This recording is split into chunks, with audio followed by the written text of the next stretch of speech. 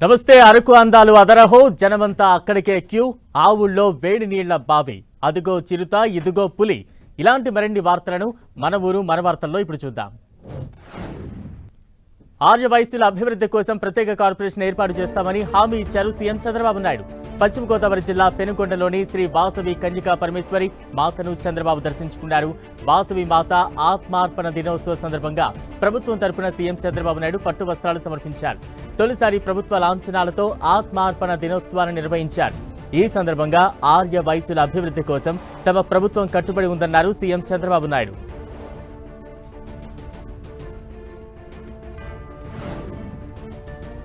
AP DGP Dwaraka Tirumalarao ఇవాళ పదవి విరమణ చేశారు. అమరావతిలోని డీజీపీ కార్యాలయంలో ఘనంగా వీడ్కోలు పలికారు పోలీసు ఉన్నతాధికారులు. ఈ సందర్భంగా పోలీసుల నుంచి గౌరవ వందనం స్వీకరించారు ద్వారకా తిరుమలరావు. వామ్ ఫేర్వెల్ పెరేడ్ కు పలువురు ఐపీఎస్ అధికారులు హాజరయ్యారు.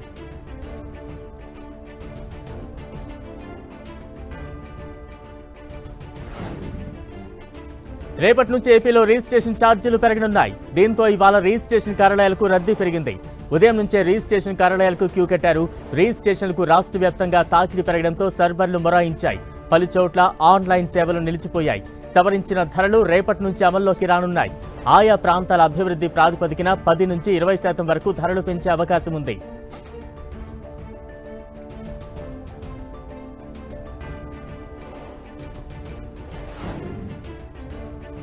అనంతపురం జిల్లా కళ్యాణదుర్గం సబ్ రిజిస్టర్ కార్యాలయంలో ఒక్కసారిగా సర్వర్ డౌన్ అయింది.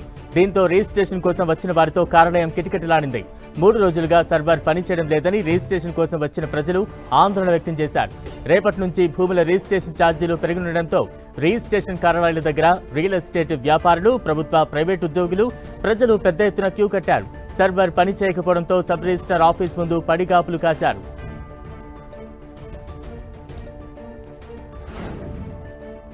యూనివర్సిటీలలో అధ్యాపకుల వయోపరిమితి పెంచడంపై ఉస్మానియా ప్రొఫెసర్లు సంతోషం వ్యక్తం చేశారు. వయోపరిమితిని పెంచినందుకు గాను ముఖ్యమంత్రి రేవంత్ రెడ్డికి, మంత్రివర్గానికి కృతజ్ఞతలు తెలిపారు విశ్వవిద్యాలయ అధ్యాపకుల సంఘం అధ్యక్షుడు ప్రొఫెసర్ మల్లేశం. అధ్యాపకుల వయోపరిమితి పెంచడం వల్ల పరిశోధన విభాగంలోనూ విద్యార్థులకు నాణ్యమైన విద్యను అందించవచ్చని తెలిపారు. అధ్యాపకుల వయోపరిమితి పెంచిన విధంగా యూనివర్సిటీలో ఖాళీలను కూడా భర్తీ చేయాలని ప్రభుత్వానికి విజ్ఞప్తి చేశారు. రాష్ట్రంలోని అన్ని యూనివర్సిటీల్లో 75% పోస్టులు ఖాళీగా ఉన్నాయని, వీటిని భర్తీ చేయాలని కోరారు. అలాగే 1100 మంది ప్రొఫెసర్లు కాంట్రాక్ట్ పద్ధతిలో పనిచేస్తున్నారని, వారికి కూడా ఉద్యోగ భద్రతను కల్పించాలన్నారు.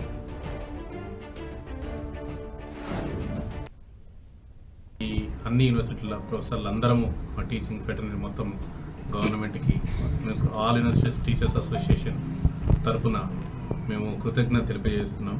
చాలా హర్షణీయం, చాలా ఆనందదాయకం.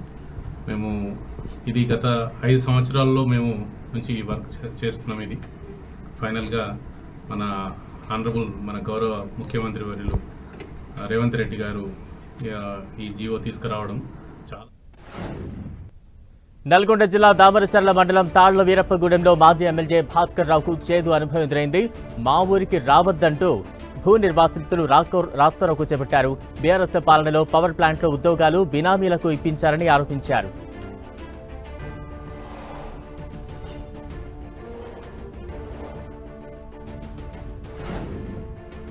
మంత్రి కోమటిరెడ్డి వెంకటరెడ్డి నల్గొండకు చేసిందేమీ లేదన్నారు మాజీ చైర్మన్ మందరి సైదిరెడ్డి.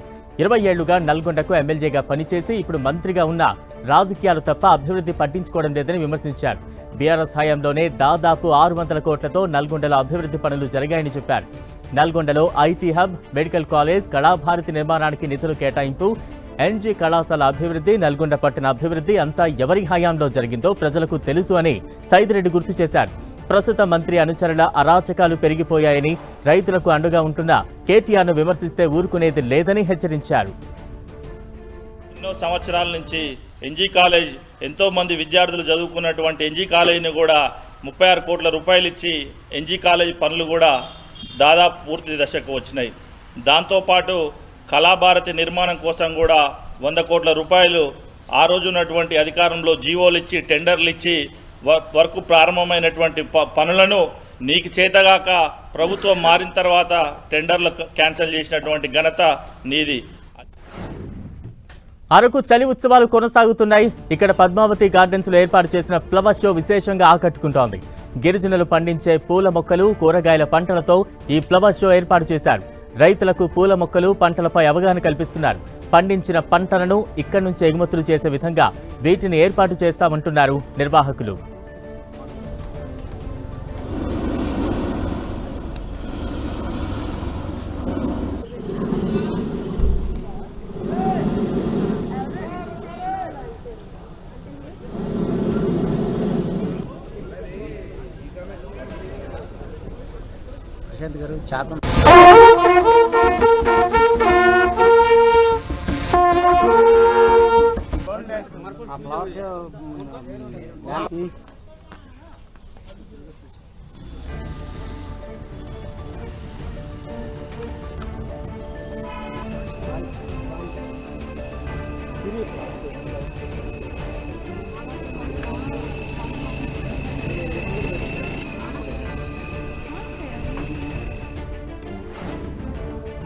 అరకు చలి ఉత్సవాల్లో భాగంగా హెలీ జాయ్ రైడ్ పర్యాటకులను థ్రిల్ చేస్తోంది. 7 నుంచి 9 నిమిషాల పాటు ఉండే ఈ రైడ్ను పర్యాటకులు విపరీతంగా ఎంజాయ్ చేస్తున్నారు. కేవలం పర్యాటకులే కాకుండా స్థానికులు సైతం ఈ రైడ్ను ఎంజాయ్ చేస్తున్నారు. పిల్లల నుంచి పెద్దల వరకు ఈ టూర్ను ఆస్వాదిస్తున్నారు.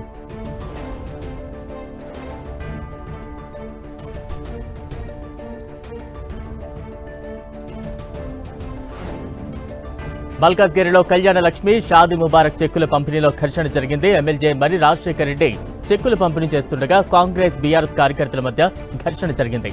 పేదింటి ఆడపిల్లల పెళ్లికి ₹1,00,000 పాటు తులం బంగారం ఇస్తామని చేసిన వాగ్దానానికి కట్టుబడి చెక్కుతో పాటు తులం బంగారం కూడా ఇవ్వాలని బీఆర్ఎస్ నాయకులు, కార్యకర్తలు నిలదీశారు.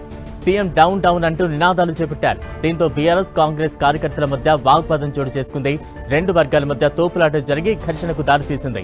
ఈ క్రమంలో పోలీసులు జోక్యం చేసుకుని ఇరు వర్గాలకు నచ్చజెప్పి పంపించేశారు.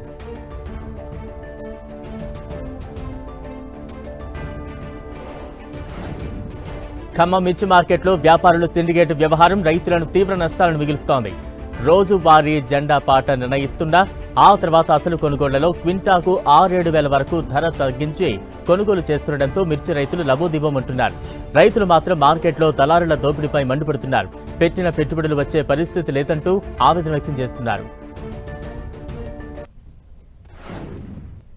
మేము ఒక 2 ఎకరాల రైతు. ఆ 2 ఎకరాల రైతు అని మిర్చి అని పెట్టి ఏడు పోయిన సంవత్సరం 23,000, 22,000 అనే వరకు ఈ ఏడు కూడా అదే వస్తుందని మేము అదే ఆశలో మిర్చి పెట్టినాం. ఈ వర్షాకాలం ద్వారా కాయ దిగుబడి తక్కువైంది, ఈడ మార్కెట్ రేటు తక్కువ. తీసుకొస్తే జెండా పాట వచ్చేసి ₹14,000 పోయింది. మాకు వచ్చేసరికి దానికి పండు ఉంది, ఒక కాయ పట్టుకొని దాదాపు 9,000, 8,000 అడుగుతారండి. ఇక్కడ మాకు రైతుకు ఏం గిట్టుబాటు చేస్తలే. మార్కెట్కి వచ్చినాక పెట్టుబడి ఎంత పెట్టినాము? పెట్టుబడి దాదాపు మేము 4 ఎకరాలు పెడితే ₹8,00,000 ఖర్చు వచ్చిందండి. ఎన్ని బత్తాలు? మొత్తానికి 40 బస్తాలు వేసుకొచ్చి 75 బస్తాలు వేసుకొచ్చినామండి. ఈ గిట్టుబాటా కాదండి? కాలేండి. గవర్నమెంట్ ఏం కోరుకుంటున్నాం? గవర్నమెంట్ మాకు మంచిర్యాల జిల్లా దండేపల్లి మండలం మాదాపూర్లో ఓ బావిలో నుండి వేడి నీళ్లు రావడం గ్రామస్తులను కలవరానికి గురి చేస్తోంది. ఆవునూరి మధుకర్ ఇంటి ఆవరణలోని త్రాగునీటి బావిలో గత 5 రోజుల నుంచి వేడి నీళ్లు రావడంతో గ్రామస్తులు అధికారులకు సమాచారం ఇచ్చారు. బావిలో నుంచి వేడి నీళ్లు రావడం వింతగా ఉందని, దీనిని చూసేందుకు ప్రజలు తరలి వస్తున్నారు. చలికాలం కావడంతో ఇంటి చుట్టుపక్కల వాళ్లు ఆ నీటితోనే స్నానాలు చేస్తున్నారు. అయితే ఆ నీళ్లు ఎందుకు వేడిగా ఉంటున్నాయి? అవి వాడటం వల్ల సమస్యలు ఏమైనా వస్తాయేమోనని భయపడుతున్నారు గ్రామస్తులు.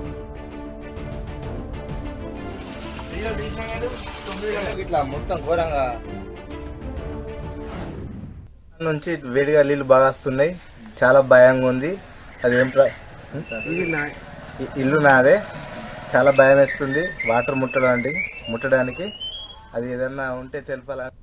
సరే కావచ్చు, ఈ చలికాలం కదా అని చెప్పేసి ఆ హీట్ వాటర్ కూడా మేము స్నానాలకు తీసుకుపోవడం జరుగుతుంది.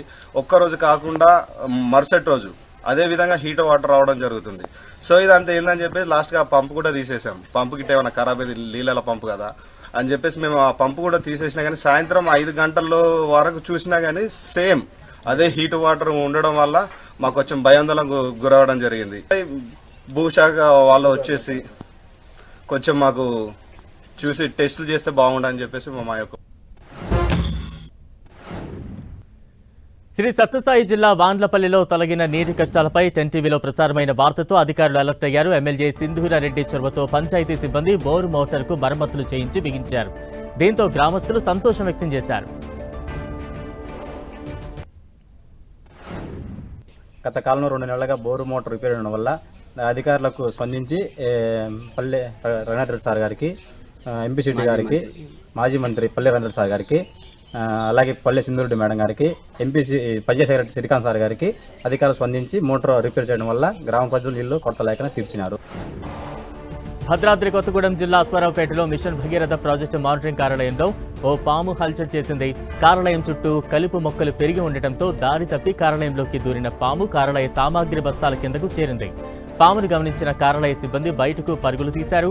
రాష్ట్ర సరిహద్దుల్లోని మక్కినవారిగూడెం గ్రామం నుంచి వచ్చిన స్నేక్ క్యాచర్ ప్రదీప్ పామును చాకచక్యంగా పట్టుకోవడంతో అంతా ఊపిరి పీల్చుకున్నారు.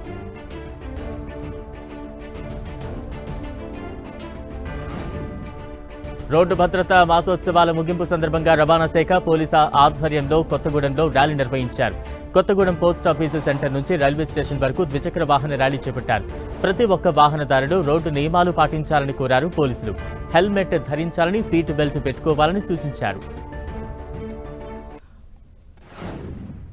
ప్రతి ఒక్కళ్ళు దీన్ని గమనించాలి. అయితే రోడ్డు ప్రమాదాలు జరగకుండా తీసుకోవాల్సిన జాగ్రత్తలు తీసుకోవాల్సిందే.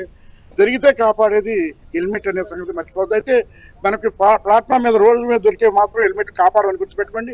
తలకి హెల్మెట్ పెట్టుకుంటున్నారు కానీ బెల్ట్ పెట్టుకోవట్లేదు. ఇక్కడ బెల్ట్ పెట్టుకున్నా కూడా సరిగ్గా పెట్టుకోకపోవడానికి కూడా ఈ ప్రమాదం నుంచి కాపాడవు. కాబట్టి తప్పనిసరిగా దీన్ని జాగ్రత్తలు పాటించాలా. అదేవిధంగా కారులో ప్రయాణం చేస్తున్న సీట్ బెల్ట్ కూడా వాళ్ళు డమ్మీ పెట్టడమో లేకపోతే ఇంకో పెడుతున్నారు. కానీ పూర్తిగా ఒక పద్ధతి ప్రకారం పెట్టుకున్నట్టయితే ఎంత పెద్ద హెల్మెట్, ఎంత పెద్ద ప్రమాదం జరిగినా కూడా సీట్ బెల్ట్. నిజామాబాద్ జిల్లా ఆర్మూర్ పట్టణంలో రహదారి భద్రతా మాసోత్సవాలు సందర్భంగా అవగాహన కార్యక్రమం నిర్వహించారు. మామిడిపల్లి చౌరస్తా నుంచి అంబేద్కర్ చౌరస్తా వరకు బైక్ ర్యాలీ నిర్వహించారు. అందరూ తప్పనిసరిగా ట్రాఫిక్ రూల్స్ పాటించాలని సూచించారు సిఐ సత్యనారాయణ. ట్రాఫిక్ రూల్స్ పాటించినట్లయితే ప్రమాదాలు తగ్గుతాయన్నారు. ఈ కార్యక్రమంలో అధికారులు, సిబ్బంది ఉన్నారు. రోడ్డు భద్రతా మాసోత్సవాల భాగంగా ప్రతిరోజు పబ్లిక్ని చైతన్యపరచడానికి హెల్మెట్ల మీద, ట్రాఫిక్ రూల్స్, స్కూల్స్లో, పెడిస్ట్రేషన్కు అందరికీ అవేర్నెస్ చేయడం జరిగింది. కడప జిల్లా పులివెందుల తొండూరు మండలం ఇనగల్లూరు గ్రామంలో 350 చీనీ చెట్లను ధ్వంసం చేసిన ప్రత్యర్థులు. ఇనలూరు గ్రామంలో తెలుగుదేశం పార్టీకి చెందిన దస్తగిరి రెడ్డి, ఓబుల్ రెడ్డి ఇరువురికి గతంలో చిన్న తగాదాలు ఉండేవి. అయితే దస్తగిరి రెడ్డి ఈ నెల 29వ తేదీన ఓబుల్ రెడ్డి కుమారులు సమరసింహారెడ్డి, హరికృష్ణారెడ్డిలను అవమానకరంగా మాట్లాడడంతో దస్తగిరి రెడ్డిపై దాడి చేయడం జరిగింది అన్నారు. దీంతో దస్తగిరి రెడ్డి వర్గీయులు ఓబుల్ రెడ్డి ఇంటిలోని ఫర్నిచర్ ధ్వంసం చేశారు. అలాగే నిన్నటి గురువారం రాత్రి ఓబుల్ రెడ్డికి చెందిన 350 చీనీ చెట్లు, వాటర్ పైప్ లైన్లు, డ్రిప్ పైప్ లైన్లు ధ్వంసం చేసినట్లు ఓబుల్ రెడ్డి కుమార్తె ఈశ్వరమ్మ తెలిపారు. అయితే 3 రోజుల నుంచి పోలీసులకు ఫిర్యాదు చేసినా పట్టించుకోవడం లేదని అన్నారు.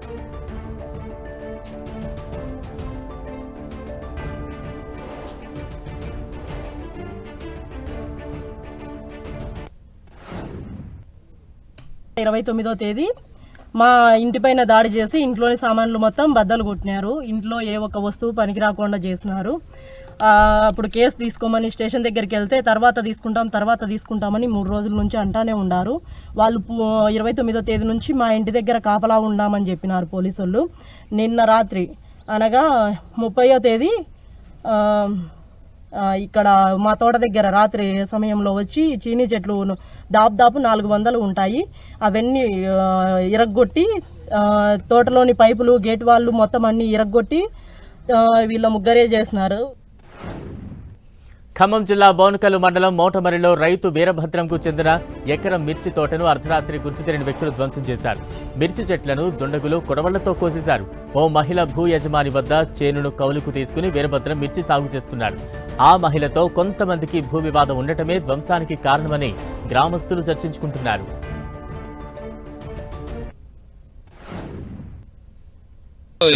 ఇప్పుడు ఏదన్నా ఉంటే ఉగాది తర్వాత కదా ఏదన్నా మనకి తెలిసేది. ఇప్పుడు పంట టైంలో అయితే ఎవరు దున్నరు, ఎవరు చేయరు. ఉగాది ఆతలు అయితే ఏదన్నా ఉంటే వాళ్ళు చేసుకుంటారు పని. ఈ పంట మీద ఇంత దారుణంగా చేయడం అంటే మరి అది మనకేం తెలియదు. అనుమానం అంటే వాళ్ళే చెప్తారు. ఇప్పుడు ఆ చేనామని చెప్పింది ఆ వస్తుంది ఆమె కూడా. ఫీజు రియంబర్స్మెంట్ పై వైసీపీ ధర్నాకు పిలుపునివ్వడం హాస్యాస్పదమని టీఎన్ఎస్ఎఫ్ రాష్ట్ర ప్రధాన కార్యదర్శి రేవూరి వేణుగోపాల్ అన్నారు. అన్నమయ్య జిల్లా రాజంపేటలో మాట్లాడిన వేణుగోపాల్ వైసీపీ ప్రభుత్వంలో 2,000 కోట్ల బకాయిలు పెండింగ్లో పెట్టారని ఆయన ఆరోపించారు.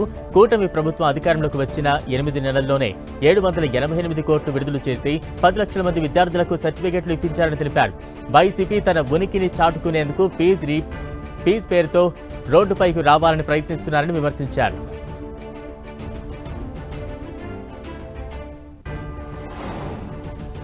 పశ్చిమ గోదావరి జిల్లాలో కోళ్లకు అంతుచిక్కని వైరస్ కలకలం రేపుతోంది. వైరస్తో లక్షల్లో కోళ్లు మృతి చెందడంతో వ్యాపారులు ఆందోళన వ్యక్తం చేస్తున్నారు. ప్రతిరోజు ఒక్కో పౌల్ట్రీలో 10,000 కోళ్లు వైరస్ సోకుతోందని చెబుతున్నారు. అయితే కోళ్లకు H5N1 అనే వైరస్ సోకినట్టు పశుసంవర్ధక శాఖ అధికారులు అనుమానం వ్యక్తం చేస్తున్నారు. కోళ్ల శాంపిల్స్ తీసుకుని ల్యాబ్కు పంపిన అధికారులు రిపోర్టు వచ్చిన తర్వాత చర్యలు తీసుకుంటామని చెబుతున్నారు. దర్బార్లో భాగంగా ఉట్నూరు ఐటీడీఏ అధికారులతో పాటు జిల్లాలోని వివిధ ప్రభుత్వ శాఖల అధికారులు గిరిజనుల వద్ద నుంచి దరఖాస్తులు తీసుకున్నారు. అనంతరం క్షేత్రస్థాయిలో పరిశీలన జరిపి సమస్యల పరిష్కారం చేస్తారు. జిల్లా కలెక్టర్ రాజర్షి షాతో పాటు ఐటీడీఏ ప్రాజెక్టు అధికారి ఖుష్బూ గుప్తా, ఎస్పీ గౌజ్ ఆలం, జిల్లాకు చెందిన వివిధ శాఖల ఉన్నతాధికారులు ఈ దర్బార్కు హాజరవుతారు. కాగా శనివారం బేతల్ పూజలు, మండగా జీలింగ్, ఆదివారం షాంపూర్ జాతర జరగనున్నాయి. 1942లో నాగోబా దర్బార్ మొదటిసారిగా నిర్వహించారు. గిరిజనుల ఆరాధ్య దైవం హైమన్ డార్ఫ్ ఆధ్వర్యంలో ఈ దర్బార్ జరిగింది. అడవి బిడ్డల సమస్యలపై అధ్యయనం చేయడానికి ఆనాడు హైమన్ డార్ఫ్ను నిజాం సర్కార్ పంపిన విషయం తెలిసిందే. హైమన్ డార్ఫ్ ప్రారంభించిన దర్బార్ నేటికి కొనసాగుతోంది.